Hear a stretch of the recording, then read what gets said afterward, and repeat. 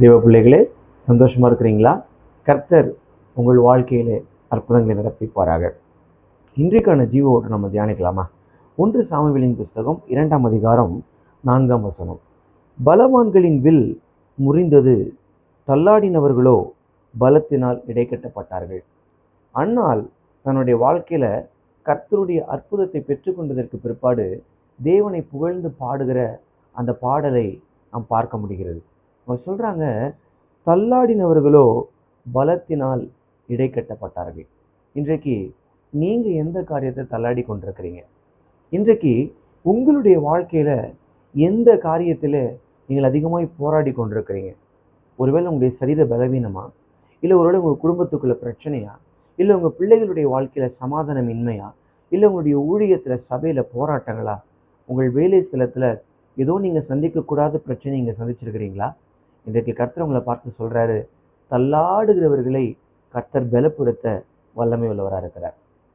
சோர்ந்து போகாதீங்க, பயப்படாதீங்க. நாம் ஆராதிக்கிற ஆண்டவர் சர்வ வல்லமை உள்ள தேவன் என்பதை மாத்திரம் நீங்கள் மறந்துடாதீங்க. மனுஷனால் செய்ய முடியாதவைகளையும் மனிதனால் சாதிக்க முடியாதவைகளையும் இருக்கிற ஆண்டவர் புத்திக்கு எட்டாத பெரிய காரியங்களை செய்ய வல்லமை உள்ளவராக இருக்கிறார். ரொம்ப அழகாக அந்த அம்மா பயன்படுத்துகிறாங்க, பலவான்களின் வில் முறிந்தது.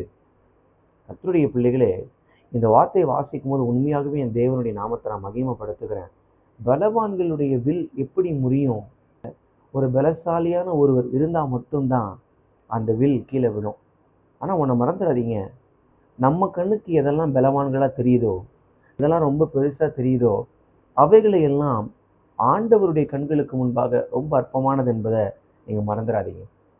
கர்த்தர் சொல்கிறாரு, நீ பயப்படாத, தள்ளாடுகிறவன் முழங்காலை நான் உறுதிப்படுத்துவேன், தள்ளாடுகிறவன் கைகளை நான் உறுதிப்படுத்துவேன், அசைந்து கொண்டிருக்கக்கூடிய உன்னை நான் உறுதியாக நிற்க பண்ணி நீ விரும்புகிறத நான் உன்னுடைய வாழ்க்கையில் செய்வேன்.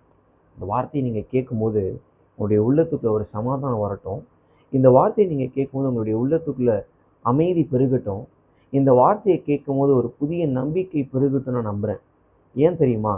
நாம் ஆராதிக்கிற ஆண்டவர் தள்ளாடுகிறவர்களை பலப்படுத்தி தள்ளாடுகிற முழங்கால்களை உறுதிப்படுத்துகிற கர்த்தராக இருக்கிறார். அன்னாளுடைய வாழ்க்கையில் எப்படி சாமுவேல் என்கிற அற்புதத்தை அவர் செய்தாரோ, இன்றைக்கு இந்த வார்த்தை கேட்கிற உங்களுடைய வாழ்க்கையிலையும் அற்புதம் செய்ய வல்லமை உள்ளவராக இருக்கிறார். இந்த வார்த்தை உங்கள் இறுதிய பலகையில் எழுதப்படுவதாக. God bless you.